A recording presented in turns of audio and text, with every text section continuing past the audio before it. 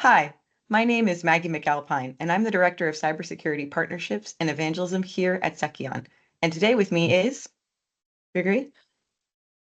Hello, my name is Gregory Milis, and I'm a CIO of RFA. RFA is the main MSSP company. We have been in business for over 30 years and providing the full spectrum of IT services, including managed cybersecurity for clients. Well, thank you so much for taking the time to join us today.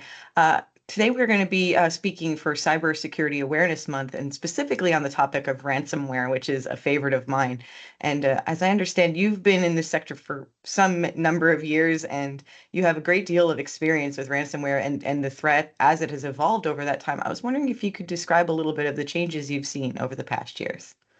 Absolutely. And you're right. I have been around for some time. I have over 20 years of experience in IT space.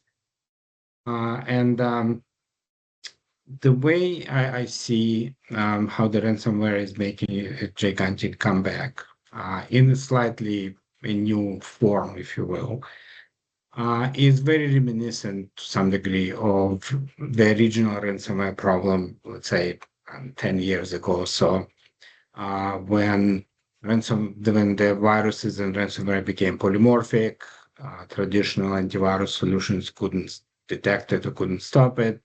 It created a huge impact, and in turn, the new breed of software at the time, the software that's EDR software, AI-driven, machine learning-driven solutions. And it worked for some time. So recently, in the last, I would say, couple of years, maybe, what we're seeing in the ransomware is now also again becoming a very serious problem. And kind of reminiscent of how in the old days traditional antiviruses couldn't stop it. Now the ransomware is sort of taking a new approach, right? And it's becoming significantly more complex. It's the ransomware makers found ways of kind of fooling EDR solutions, finding new ways on how to deliver the solutions to the endpoints in order to execute. And the ransomware at this point, I would argue, is no longer the endpoint problem. I would say the ransomware right now is the entire IT chain problem, right? So because you can't rely, however sophisticated or complex your endpoint protection solutions are, you cannot rely on it by sort of by itself. And you need to control the entire kill chain or the entire delivery chain and to be able to detect it at the very early stages of the exploitation.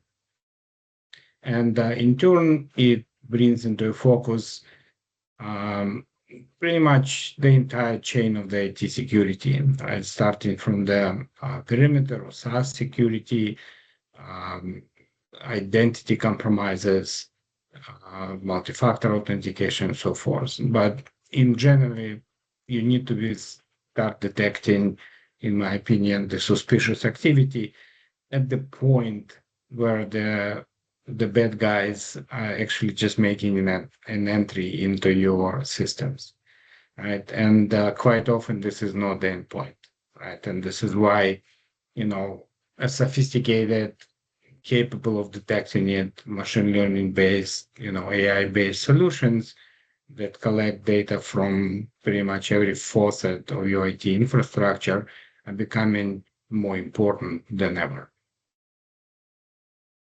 Yeah, well, you go into my next question a little bit there. I was going to ask about how the response has changed over time and the way businesses, are moving beyond endpoint protection alone, and into these other things. But I feel, unless there's more you'd like to cover on that topic, I think you've sort of covered that. No, I can Oh, add, yeah, I can okay. expand a little bit. So, like we very often that at least what we're seeing, the attacks or type of compromises that initiate the ransomware delivery or lead to ransomware delivery are based on either some kind of vulnerability, misconfiguration, or compromised identity. Right? So either way, for the most part, this type of exploitation creates a certain anomalies, right? And they're not necessarily look malicious at in the beginning. However, they are anomalous, most of the time, one way or another. So again, the network detection systems that are, signature based are not able to detect it successfully for the most part. So this is where the machine learning AI ability to baseline your network activities, ability to identify the anomalous behavior, even if it looks fairly benign, it is anomalous. So ability to do it and ability to track it as it propagates or it tries to propagate across your systems is what's becoming today um, very important and more important than than let's say 5 years, 6 years, 7 years ago. Well, your partnership, I'm asking a somewhat self-serving question, but your partnership with Seceon is getting on, I think 9 years now, you mentioned when we discussed. And, obviously AI XDR is sort of our core service. It's our bread and butter. I was going to ask, how did that partnership impact your approach to ransomware protection, and what role do MSSP services play in addressing those threats?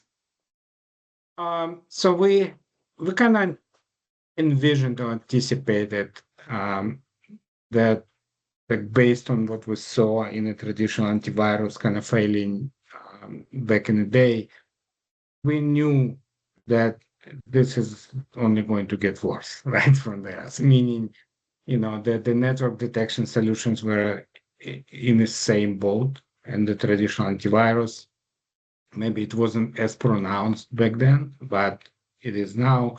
So we anticipated that this type of need for this type of detection is going to be very, very important.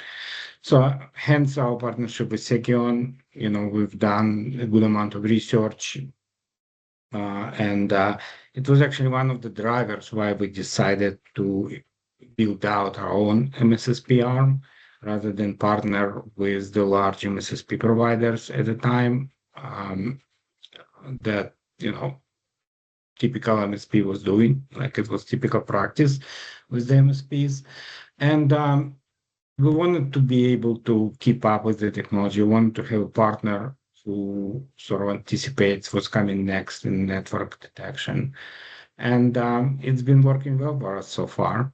And what we're also seeing today is that many MSPs are kind of following the same pattern, right? If you look today, let's say 9 years ago, 8 years ago, it was unheard of for the MSP to have their own cybersecurity service, like MSSP, if you will. So today it's becoming more and more common occurrence. And again, I'm happy we stayed ahead of the curve, but the choice of the partner to build out the service is extremely important, right? And the technology approach and sort of the philosophical approach of the Seceon has been working for us quite well. In 9 years, I mean, we certainly detected and disrupted attacks in a variety of the early stages, just based on anomalous behavior that we were detecting. So, and it's certainly good for our clients as well. Well, we're very happy to hear it. Of course, we're very pleased with our partnership, and we're glad that you're pleased.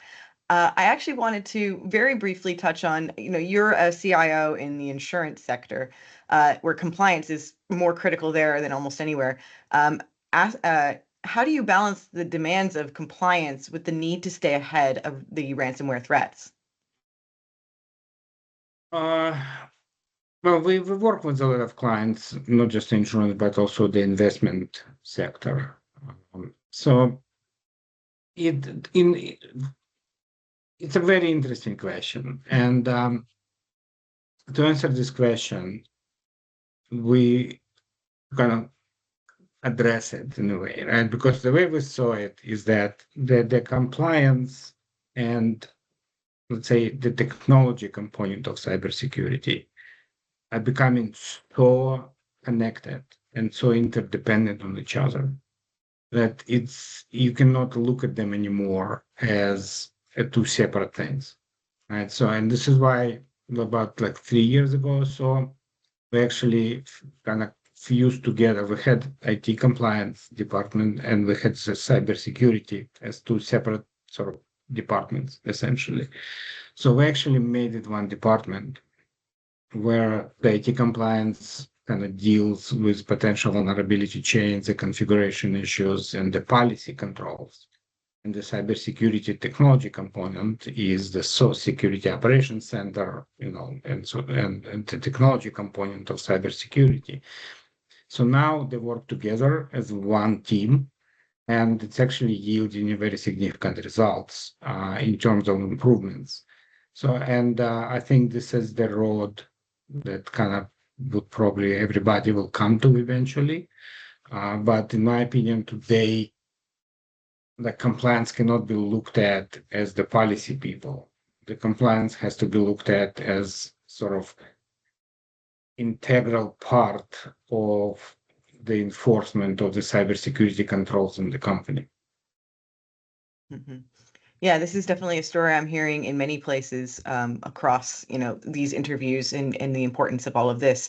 I think I want to be sensitive of your time and how generous you've been with joining us today. I wanted to just finish off on a question about, what your advice is for others, given your years of experience in the industry. What key lessons have you learned about protecting your organization and your clients from things like ransomware? And how has the threat landscape informed your strategic decisions? So the big part, especially with the MSP space, the big part is to be able to sort of anticipate what's next, right? And I understand that the MSP companies are not just software companies, right? So, and it's very important to find partners who can help you, to continue to evolve your services to address the ever-changing threat landscape, right? And right now, for example, like if you think about it, you have, SaaS applications is a huge attack vector. So you need to have a proper controls and proper cybersecurity detections in this space.